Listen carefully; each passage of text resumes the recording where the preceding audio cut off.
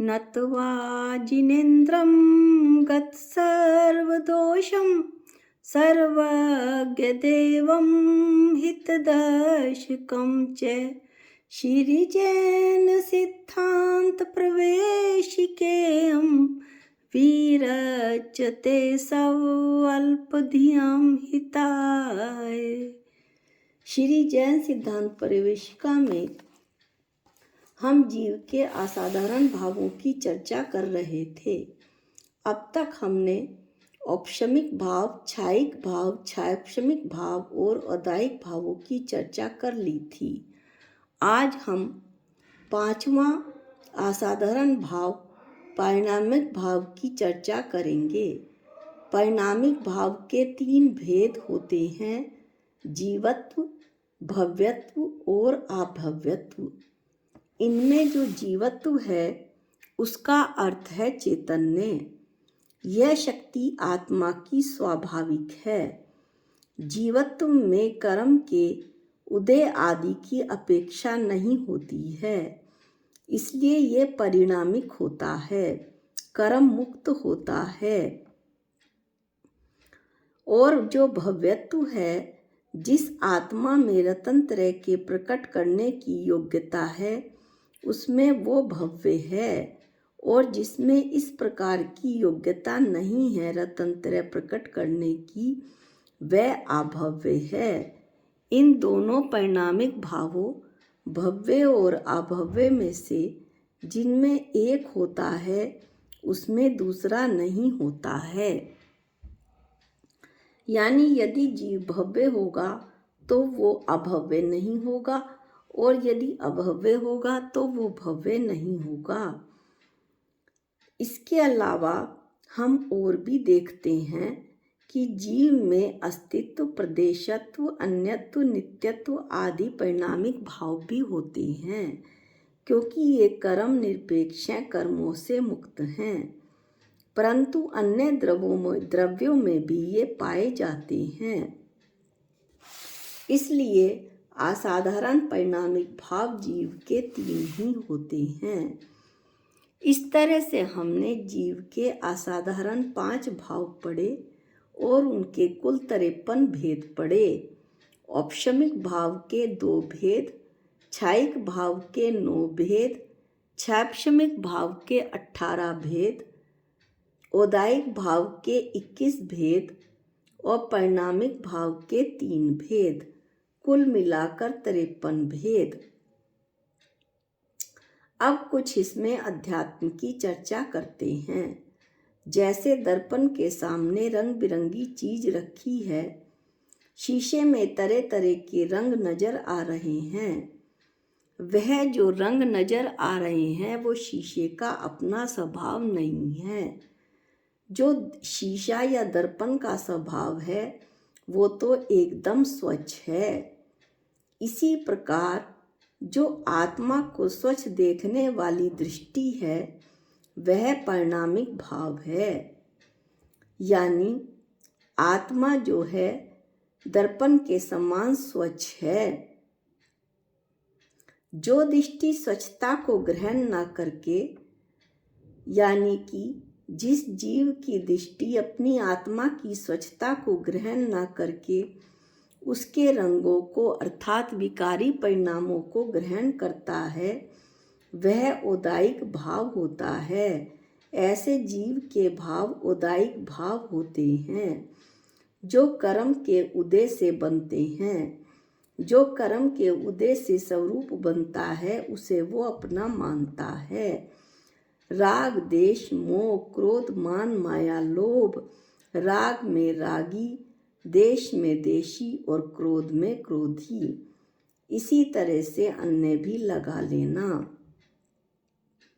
जो परिणामिक भाव में आत्मा के स्वच्छ स्वभाव पर दृष्टि रहती है, वह मैल सहित कर्मोदय को, यानी कर्म के उदय से होने वाले जो विकार हैं, वह उसे अपना स्वरूप वह जीव नहीं मानता और उस ओर देखता भी नहीं है।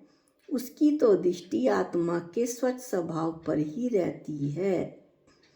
औदायिक भाव में जीव की अपनी शुद्ध स्वभाव पर दृष्टि न होकर वह कर्मोदय को कर्म के उदय से होने वाले भावों को अपने स्वरूप को मानकर कर्म के उदय से होने वाले भावों को अपना स्वरूप मान लेता है और मोह मिथ्यात्व के कारण उन्हें ही स्वीकार कर लेता है। कर्म के उदय से वह शरीर रूप अपने को मानता है, मैं शरीर ही हूँ। इसी कारण मोह मिथ्यात्व रूप होकर कर्म के उदय से उसी रूप परिणमित होता है, कर्मों को बांधता है और आगे अपने संसार बढ़ाता है और संसार में ही परिभ्रमण करता रहता है। संसार संकटों से मुक्त होने के लिए पारिणामिक भाव की दृष्टि अपनानी चाहिए, परिणामिक भाव पर ही लक्ष्य रखना चाहिए, ऐसा आचार्य बतलाते हैं। इस तरह हमने जीव के 3 पारिणामिक भावों की चर्चा करी। अगला जो क्वेश्चन है वो ये है कि उपयोग किसे कहते हैं। जैसे तत्वास सूत्र में बताया गया है, उपयोगो लक्षणम, यानी जीव का लक्षण उपयोग है। यह उपयोग सब जीवों में पाया जाता है।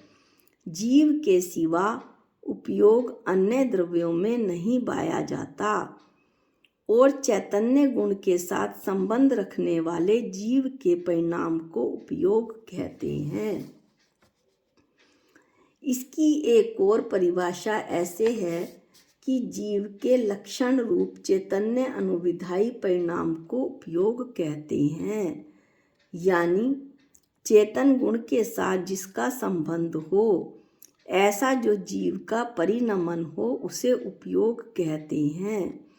उपयोग को ज्ञान दर्शन भी कहते हैं और हम सब भली भांति जानते हैं कि एक जो मनुष्य मेरी आत्मा है, जीव है, उसमें जीव द्रव्य में जो ज्ञान दर्शन होता है, ऐसा ज्ञान दर्शन या ऐसे गुण किसी अन्य 5 द्रव्य में नहीं पाए जाते हैं। अगला प्रश्न है, स्वरूप और लक्षण में क्या अंतर है। प्रत्येक पदार्थ में जितने गुण और उनकी पर्याय पाई जाती हैं, वे सब मिलकर उसका स्वरूप बनाती हैं, लेकिन जिससे उस पदार्थ की पहचान की जाती है, यानी एक विशेष गुण जो उस पदार्थ को सभी अन्य पदार्थों से अलग कर दे, वह लक्षण है। यही स्वरूप और लक्षण में अंतर है। अब अगला क्वेश्चन है, उपयोग के कितने भेद होते हैं। उपयोग 2 प्रकार का होता है, ज्ञानोपयोग और दर्शनोपयोग। ज्ञानोपयोग के 8 भेद होते हैं, मति, श्रुत, अवधि, मन, प्रय और केवल ज्ञान। ये तो 5 ज्ञान होते हैं और कुमति, कुश्रुत और कुअवधि, ये 3 अज्ञान होते हैं। इस प्रकार से ज्ञानोपयोग के कुल 8 भेद हुए।